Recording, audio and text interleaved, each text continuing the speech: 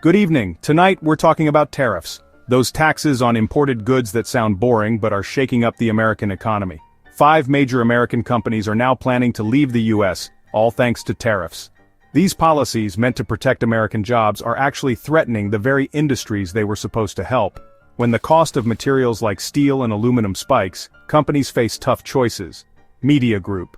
Close-up of steel and aluminum materials, price tags rising in store, factory manager looking concerned at clipboard, at stock, at distribute _equally, raise prices, cut jobs, or move production elsewhere.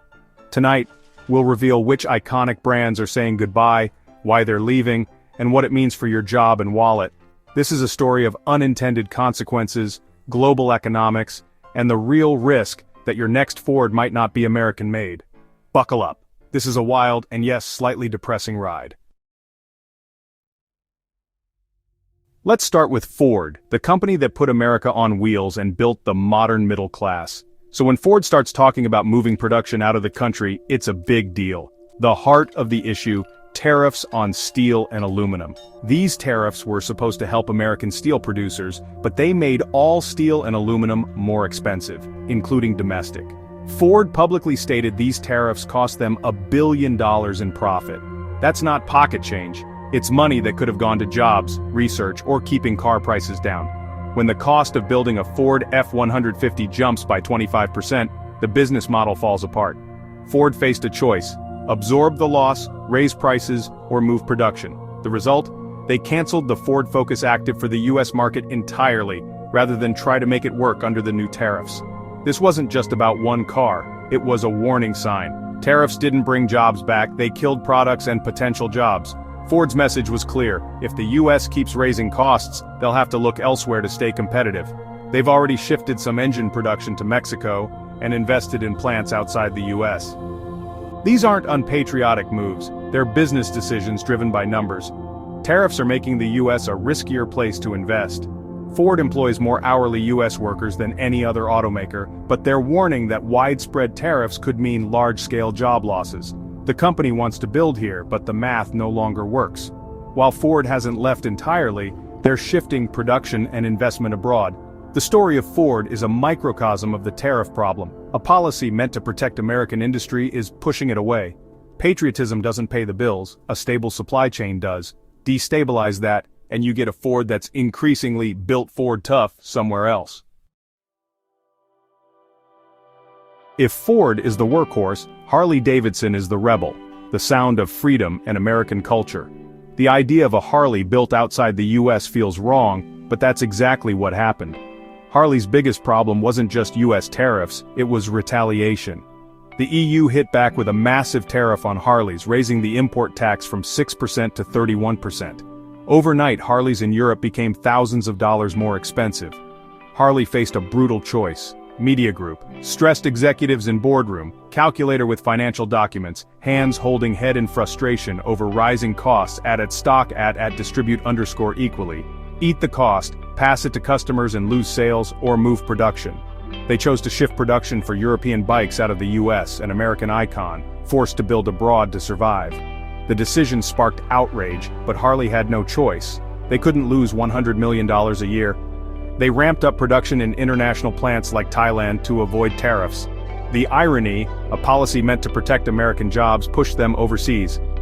Kansas City workers saw plant closures as the final blow. And it wasn't just Europe. Other countries' tariffs made overseas production more attractive for global markets. The trade war didn't just move jobs for Europe, it changed Harley's global strategy. Harley's story is a classic case of trade war blowback, tariffs trigger retaliation, and American companies are caught in the crossfire. In a global economy, you can't just wall off your country, actions have reactions. Tariffs meant to project strength ended up weakening the very companies they were supposed to protect. Harley wasn't giving up on America, they were trying to survive.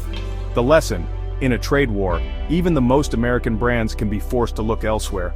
Sometimes survival means building your American legend somewhere else. General Motors, once the world's largest corporation and a symbol of American industry, has been hit hard by tariffs.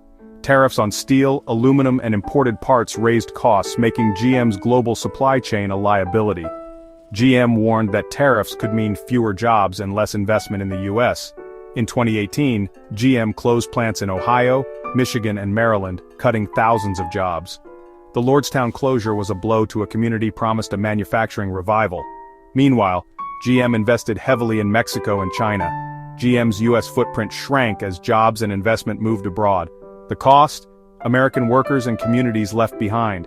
Tariffs meant to protect jobs are pushing the industry further away from home. Now let's move from cars to appliances. Whirlpool, the world's largest home appliance maker. Whirlpool actually lobbied for tariffs to protect against foreign competitors like Samsung and LG. At first, it worked. Tariffs on imported washing machines gave Whirlpool an edge, and they promised new jobs in Ohio. But the victory was short-lived. The same tariffs that hurt competitors also raised the cost of Whirlpool's own imported parts: steel, plastic, electronics. Their costs skyrocketed, wiping out any benefit from the washing machine tariffs. The result: profits fell, stock prices dropped, and job creation stalled. Whirlpool, the champion of tariffs, found itself squeezed by the very policies it wanted. When US manufacturing costs became unsustainable, they started looking abroad. The irony: tariffs meant to keep jobs in America pushed Whirlpool to consider moving production overseas. Modern manufacturing is global. No product is purely American-made. Tariffs disrupt every step of the supply chain, creating chaos and uncertainty. Whirlpool's story is a cautionary tale. Even when you get the protection you ask for, trade wars can backfire. Protectionism can end up hurting the very companies it's meant to help. The spin cycle of tariffs took Whirlpool for a ride they never wanted. The lesson: you can't protect one product without considering the whole ecosystem. Tariffs are a blunt tool in a world of complex supply chains. In the end, Whirlpool faced the same dilemma as Ford and GM: stay and struggle, or move and survive. Increasingly, the answer is to look elsewhere. The unintended consequences are real and costly. Finally, let's talk Caterpillar, the giant yellow machines that build the world. Caterpillar relies on steel and exports, so tariffs hit them from both sides. Steel tariffs added up to $200 million in new costs in a single year. At the same time, China retaliated with tariffs on American industrial goods, making Caterpillar's products more expensive abroad. The company had to raise prices globally, which hurt demand. Executives were blunt: tariffs were a major headwind. To survive, Caterpillar began shifting production between global facilities to avoid tariffs. Instead of making a component in the US and shipping it to China, they'd source it elsewhere or move production entirely. Each move made sense for Caterpillar, but meant fewer American manufacturing jobs. It's not about patriotism, it's about survival in a global market. If it's cheaper to build in China or Brazil, that's where investment goes. Tariffs quietly erode the US manufacturing base, not always with dramatic closures, but with slow, steady shifts abroad. Caterpillar started expanding manufacturing in other countries to hedge against trade war risks. The message: you can have American-made products or you can have a trade war, but not both. The big yellow machines will keep digging, but the hole might be where American jobs used to be. The lesson: tariffs force even the most American companies to look elsewhere. In a global economy, survival means flexibility. The cost of tariffs isn't just higher prices, it's lost jobs and lost investment at home. Caterpillar's story is a warning. Trade wars have long-term consequences. The world keeps moving, and companies will too. If the US wants to keep its industrial giants, it needs policies that work with the global economy, not against it. Otherwise, the exodus will only grow. So there you have it: Ford, Harley-Davidson, GM, Whirlpool, and Caterpillar. 5 American giants, all pushed by tariffs to shrink US operations or move abroad. The policy meant to protect American workers has in many cases hurt them instead. The real cost isn't just numbers, it's lost jobs, higher prices, and iconic brands leaving home. In a global economy, economic patriotism is more complicated than just slapping a tax on imports. Tariffs backfire, raise costs, and send jobs overseas. The lesson: if we want to keep American industry strong, we need smarter policies for a connected world. Thanks for watching. Let us know your thoughts in the comments, and don't forget to subscribe for more deep dives.